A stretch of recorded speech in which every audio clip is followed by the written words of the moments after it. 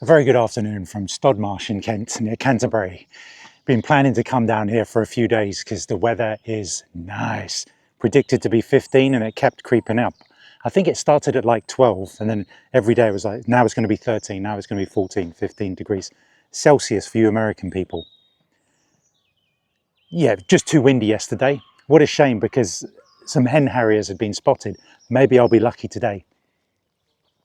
So the weather has held up.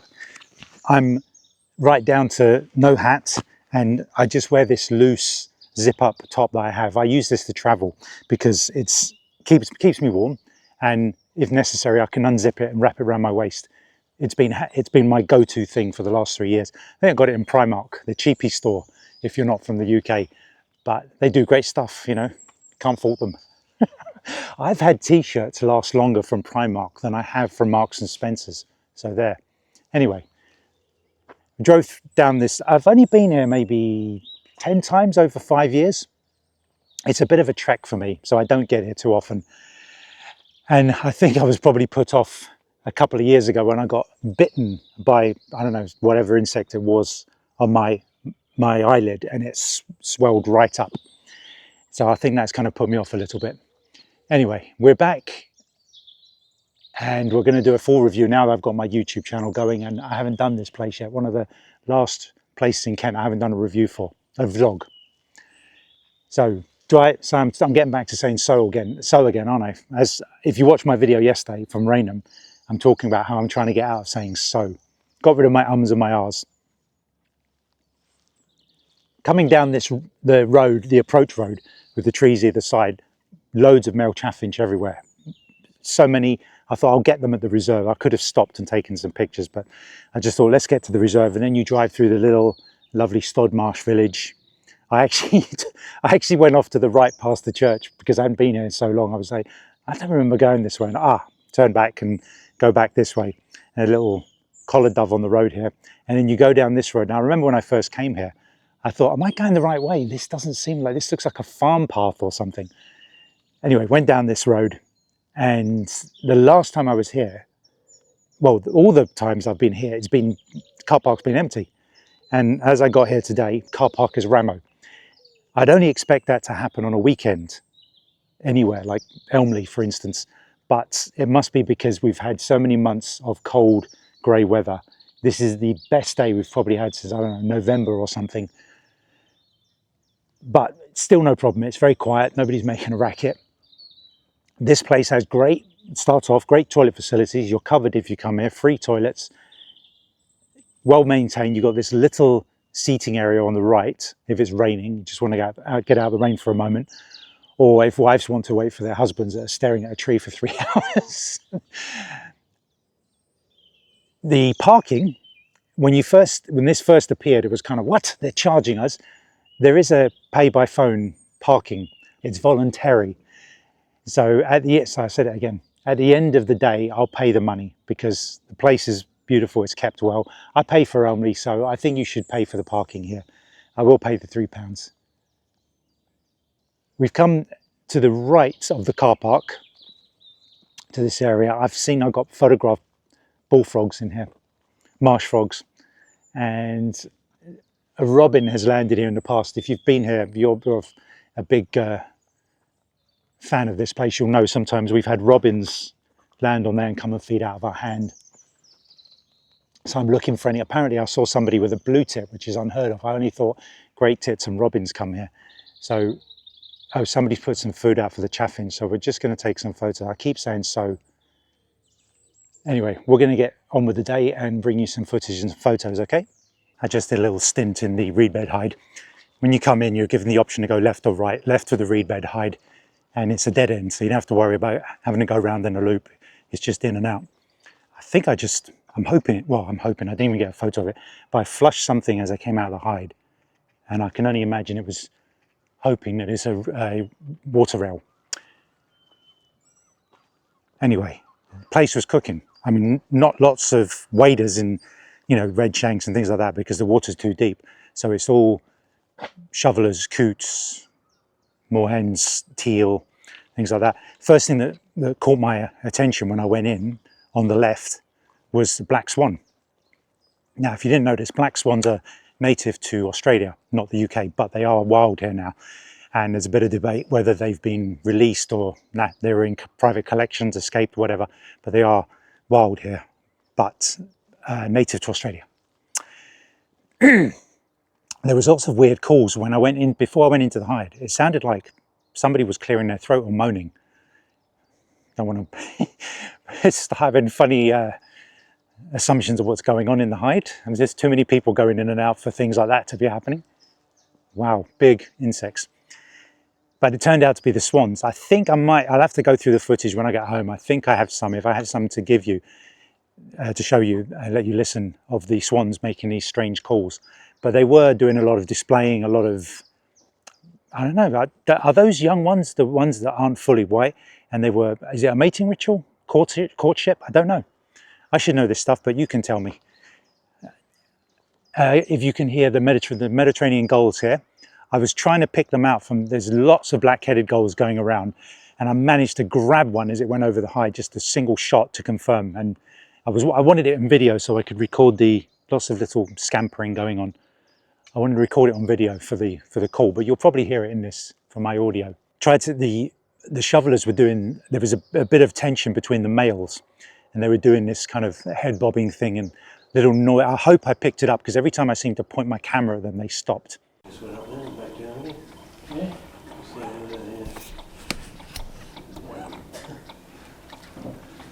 Sounds we heard, there's a wren there. Sounds I heard Chetty's warbler to the right. And in the reeds, reedlings, every so often little pings, the little ding ping, the little pinging of the ding ping dinging pinging of the reedlings. And as I was busy looking at my camera filming a marsh harrier, typical, I heard somebody say, "Oh, I just saw a bittern go down in the reeds." So this was about 20, I'm saying so again, aren't I? This was about 20 to 1. I set myself a limit of 1 o'clock to leave the hide, otherwise I'm not going to get it all done. I want to get most of the reserve done, and it's going to take quite a bit of walking. I wouldn't do this in the summer, it'd be too hot and too many insects, so best to get it done now. But the marsh harrier was great, yeah. I saw it in the distance. There's been a few of them in the distance, and I saw this one in the sky. You just get that white out background, which I don't like, obviously. But this one made its way low with the trees behind it. And it took a second for my camera to focus, but I got it coming in perfectly, and no cutting out the wings. I got good 10 or so seconds, and then I slow it down to 50%. It'll be 20 seconds on, gliding in. And it went off around these trees and disappeared. And I thought, I have a funny feeling it's going to come out. So I set my camera to photos and snapped it. None of these are truly keepable, but I mean, there's a bit of heat haze, but some decent photos of the male marsh harrier with the silver wings. At the moment, I've got because it's such blue skies, there's a lot of aircraft going over. Because it's such blue skies, I've programmed in 1/4000th of a second, 1600 ISO at the f9, and that will take care of pretty much all birds. If I want a white bird in flight, which generally don't do it except maybe the Mediterranean gull, I'll have to go up to 5000th of a second. And in video, I'm at 125th of a second, which I find when slowed down gives me much better slow-mo and is more steady with the image stabilizer.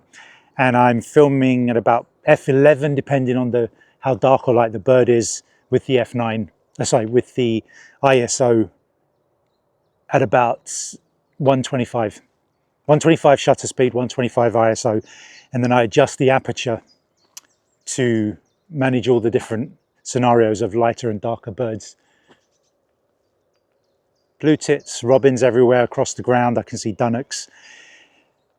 Anyway, let's get on with it, and I think I've covered everything. Flying around, yeah, that's it. That's a good little start to the day. Nothing unusual as of yet. I have high hopes though. We've got a feeder. Let's see if he'll come back. He sat on my hand for ages. So let's break up a lot of these nuts.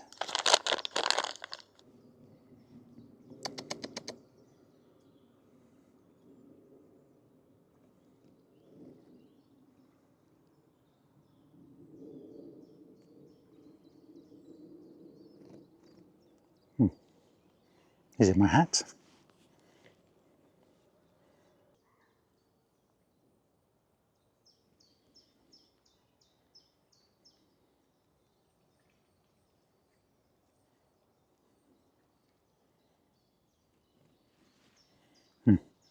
Don't think he likes the camera. First time he fed, he sat on my hand and said, right, more, where's the rest? Seems to be loads of them. We've got to keep moving because we're running out of day. I always check everything. If you stand still, everything that moves will catch your eye. And a bird flew, and I'm just checking. Chaffinch, robins, blue tits, grey tits. Treecreeper, quickly. I've got my custom function setting number 2 for lower light when a bird's in a tree, because I said earlier that I've got my flight settings in for 4,000th of a second and about 1600 to 2000 ISO for birds that suddenly appear in flight. And I managed to fire off a few shots. It's back to me, which was a pain. I've gone through all the images now, and at least 2 are decent enough. It is looking away, but the eye is there, and the eye is in focus. Well done, camera. You focused in on the eye, even in the lower light. So I'm mega happy about that. Heading up to this tower hide, I'd noticed a bird landing in a tree. There were a couple of them. Turned out to be a reed bunting, male reed bunting. Took a picture from a distance. I noticed it was flying out. The chaffinch doing this as well. It's flying out and catching insects in the air. So I'll include this shot. I think that's an insect in its mouth, in its beak. I keep making that mistake, in its beak. When I get home, I'll be able to check for sure, because I'm limited to looking through the viewfinder at the moment. And I got closer and closer, and what I did is I set the camera up to the pre-capture mode, so that when it took off, I would be able to get the taking off shots, even though it causes a little bit of distortion because of the rolling shutter. And I got a couple of shots there. You'll see what I mean by the one with the wings going further out, flat out. The edges are curved up in a way that they probably wouldn't be if it was a global shutter. But happy with that. And then it landed in a lower down tree to the point where I could film it full frame, and it was having a little scratch. So I filmed it for a while, and I thought, okay, there's no wind. I could feel no wind on my whiskers, set the tripod up to get some steady footage, and it had gone. And that's why I always film handheld at first, because by the time you set the tripod up, it's the difference between having tripod footage and having no footage. So I always make sure I get some handheld first. Probably about 3 years ago, these trees here is where we had the cuckoo action. 3 or 4 years, yeah, probably back in 21 or 22. Hanging around in these trees and impossible to get near, very, very jumpy. I eventually got one at Grove. The funny thing was, what was it? We went to Menorca in 2023, I think. So I just got my first turtle dove down there at the pub, Grove Ferry. And a week or 2 later, I think, I was in Menorca and I got the meat man in my hand. So there you go. I think, yeah, so Treecreeper, robin, and yeah, so the tower hide, because it's facing the sun, you're not really going to get any great shots. So what are you? I think you're the reed bunting again. Yeah. Went in, just had a little brief look around to see if anything's changed. It's against the sun and it's just gulls in front of it. The good thing I find, in the past, and I just got it, was not a great shot, video of a marsh harrier, but it's good for looking over the marshes as a whole. And when I was walking along the path, I did see white birds in the distance. I think there's been mention of spoonbills, and they fitted the profile, big, flying in a flock of 4 or 5. So we're going to go around the entire reserve. I think it doesn't close today, so I'm in no hurry. So we're going to do the really, really long walk around, and that way I've covered it for you and done every corner. So we're going to walk along the river now, and then go to those hides over there. And fingers crossed for a hen harrier. But if it doesn't happen, it doesn't happen. We don't get our hopes up for anything. It looks like a big swan coming over. Okay. Another swan. We're looking for bitterns and hen harriers. And somebody saw a goshawk. No chance. We're not going to see any of that. If we do, happy days. Just approaching the Grove Ferry end of Stodmarsh, and I'm at the pools at the top, the northeast corner. As I was coming along the path, about halfway along, we got our second raptor, common buzzard.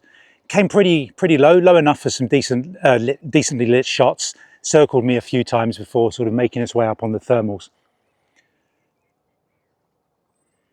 And then a bit further along, keep always head on a swivel, a red kite. I knew from a distance it was going to be a red kite, even if it was a speck on the horizon. I did have to go 4K crop for that to be able to fit it in. It didn't look very red. It was one of those more orange ones. Hoping it would come a bit. I saw it sort of turn my way a little bit, but then headed off.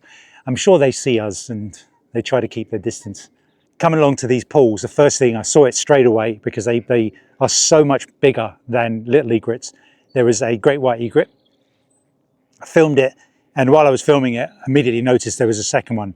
So really getting some good special birds today that I normally wouldn't get from different reserves. I think there's a little, another little eagle over there. I think that's a green woodpecker, isn't it? That call. Anyway, I managed to wait until the two great white egrets were lined up so I could get some photos of them hunting and some video. Even though, yeah, really, really strong heat. I had to really up the shutter speed because these white birds are, yeah, they'll just be blown out highlights. And as you can see, that what that does is it turns everything else dark. But you want the bird, you can bring out shadow details a bit in post editing, but you can't save blown out highlights if you were unaware of that. And that is that's those three birds. Oh, we've got a marsh harrier right here now. Just making my way across the livestock field. So don't be worried when you get here that some livestock might be floating around. Don't worry, you are safe. I got all the way to the Grove Ferry pub, which is great in the summer. They have the outdoor tables and you can order from the table. You don't have to go in. It's been I think it's been 3 or 4 years actually since we did that. But if you do the long walk through and you fancy a meal, the Grove Ferry. All these great boats, I thought I'll just have a look over the bridge just to say I've done it and just to film it and have a look for any kingfishers. And I saw a kingfisher. Nope, and it was scared off as soon as I stopped. I filmed the eastern end of the river, turned the camera around, was crossing the road. I saw a bird flying several feet above the water across from a tree. And I went, I couldn't see it because it was in silhouette. Kingfisher. It landed on this post where my finger is, and then it went off into the reserve. Definitely, I looked over to see if it was going to land on any of the other boats further down. It didn't. It flew into the reserve, and I thought maybe if I get to one of the hides, it'll be in here. So there are kingfishers about. Went back into the reserve. It's the other entrance. When you come out of the entrance by the boats, there's another entrance about 50 feet in and out, and you just go through there. That's where we saw turtle doves about 3 years ago, 2-3 years ago. There's a viewpoint there. In the past, all those reeds wouldn't have been there. It was open, and there would have been some good things to see, big flocks of birds to have a look at. And the small hide des, I don't know how long that's been closed, but it says unsafe structure, no funds to fix it, I guess. Into the feast hide, and I didn't think anything out here is going to be spectacular, especially in the lighting conditions. And I had a quick look, tufties, swans, teal, coots, and a couple of gadwall. So I just kind of, I glanced at it, look, thought, yeah, it's not exactly blowing my skirt up. I think that's where somebody said they saw the hen harrier yesterday. I can still hear medgulls. So basically on this side, apart from that pond in the northeast corner, there's literally nothing here. Maybe throughout the year it gets a bit better, but most people will stay by the car park end. That's where most of the birds are. Out here you might get the hen harrier, or maybe, I'm not sure if a bittern comes out this far. There are no real reeds except over there. I caught a marsh harrier pair lowering down into the reeds, and I've been picking up marsh harrier photos and video everywhere, bits and pieces. I haven't been mentioning it since the the beginning of the walk, but I just put them over the top here. Mostly male, a couple of female, and I can see one now. I'm checking everyone to see if it's a hen harrier. I've only seen a hen harrier a couple of times. They tend to stay a bit lower when they're flying than marsh harriers. That's usually a big giveaway for whether it's a marsh harrier or a hen harrier, as far as I'm concerned. Yeah, I don't think the hen harriers got that high. That's a marsh. Okay, right, where are we now? Oh yeah, we've got to cross this bridge. Try not to get any lens flare here. So yeah, we're going to cross this bridge. That marsh harrier is coming this way, so I'll just be ready for it. But what are those? 3 probably cormorants. Okay. And yeah, sorry, when you get to the end of this, actually, what is that? I'm just going to tell you, when you get to the end of the path through the middle, it does get a bit confusing. I remember years gone by, which way do we go? It's a dog leg. So you get to the end, turn right, and about 20 feet down, you turn left. And that gets you through here. And it's all signposted, but it is a little bit, is it this? Because it says right to the river and left to the other hides in the car park. But yeah, it does throw me. If it throws me, it's going to throw someone else. Or maybe I'm just thick.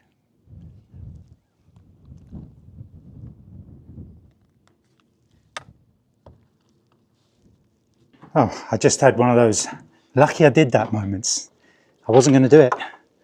Into the marsh hide here. I initially walked up to it. Is that locked? Yeah.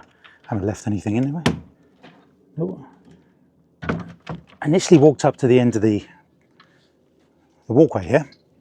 Looked out because I could see into the pond, and it didn't look like there was anything going on except the lapwing making a noise. And as I looked, I saw, I'm sure, I didn't know what it was. It looked like a bird on one leg. And I checked, it was a snipe. I went, okay, let's get in and get some better lighting on it and then set the tripod and film it.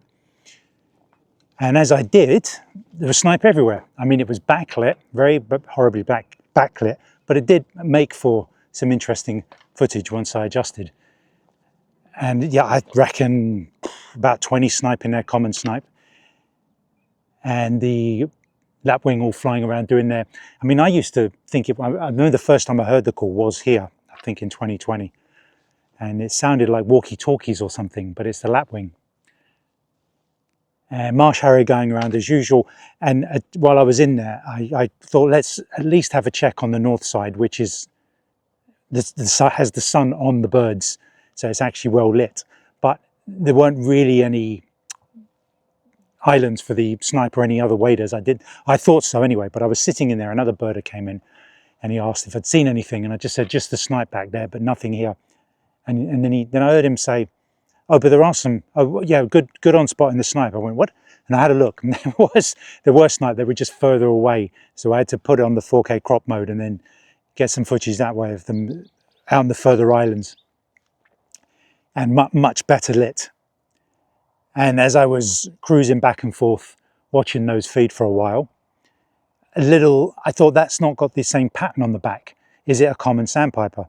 And when it turned, I went, oh, that's got to be a Dunlin, hasn't it? Yeah, I just go back a little bit. So, I mean, and I just put this in, when I last stopped talking to you, I kept looking off to past the camera, and it was just a little song thrush. I thought I was going to finally get one of these green woodpeckers I kept hearing. I thought I kept hearing. So the song thrush was up there. And while I was filming this marsh harrier, I was trying to set up the 4K crop on the tripod. Marsh harrier landed right at the far end of the pool.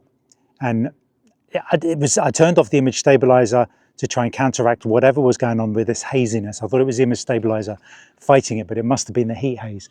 I was trying to focus in on this marsh harrier on the ground preening, female marsh harrier. And I heard the chap next to me say, Hen Harrier. I said, yes. So quickly, where were we? I was behind the fence and it was quite distant, but I got the 4K crop mode on, held my breath and followed it as best I could. The background was so noisy that even through the viewfinder, I could see it was struggling to keep focus on the bird. I definitely got quite a decent bit of usable footage, better than that darker, very low light footage I got at Shell Ness about 6 weeks ago, I think it was it a month to 6 weeks ago? And it flew over to the other side of the path outside of the hide. I went over and then it started going back, and I told the guy, I said, it's going along the tree line, it'll probably appear again. It didn't. So it must be out the Grove Ferry end, giving anybody, I didn't pass anybody out there, but if you're out there, you probably got a really good view if it's out there still hunting. Lots of marsh harriers going about. I didn't see the ringtail, the female. And so I'm just keeping I'm happy with that to see, because the Hen Harrier was seen yesterday and I saw it today. It was mentioned yesterday. I'm coming away happy with that. While looking out there, it looked like, I thought it was geese. And I said to the chap next to me, do you know what those are? A big flock of birds coming in. It was cormorants coming in from Sandwich Bay, he said. And I just filmed them for ages, kind of weaving in and out, their V formation changing as they flew. I just tried lots of different filming methods, filming them in a line, filming them in a V as they passed, and then just stop the camera and let them fly past the lens. And then another big flock of birds coming in, hoping slightly that it might be spoonbill, but it wasn't. It was mute swans. And the mute swans there, they just glided in. I was able to hold the line, keep my they're panning very, very, very smooth. I'm not even going to have to go slow-mo on this. I think it's just smooth enough as it is in full speed. But it's just getting to the point I don't want to leave now. I'm keeping an eye out for Hen Harrier if we see it again. But I will say I've been panicked about the parking situation. I've asked several people and they've all said, no, it's open all day. I've checked online, it says open all day. I've checked Grok on Twitter, no information about it closing. So the sun goes down at 6:05 anyway. So we're going to head back. I think we're done. A really good roundup. I've done the whole thing. I think I've provided you a lot of information. And yeah, I've brought some tea and some water. That's all I had, and a little bag of nuts to sustain me. I didn't have any carbs for breakfast, and I personally find that helps with having no crash. If you go out for a walk, I mean, it's not medical advice, you know, we're not saying that, just saying that if I just consume fats and proteins, then I don't have any crash. I can walk for a long time, and I'll save my carbs till later in the day to refuel me after the long walk. And I think it's just, yeah, I mean, I think I'm just excited. I was dreaming about birds knowing I was coming here today. You ever do that when you're like so excited, you start dreaming about birds and you don't sleep very well, but you get up with lots of energy. I don't think I mean, I can see some marsh harrier and things jumping into the bushes. You can hear the chetties and the wrens. Lovely. I am in heaven. Heading back to the cab now, and unless I see something to add, it's been a great day and I hope you enjoyed.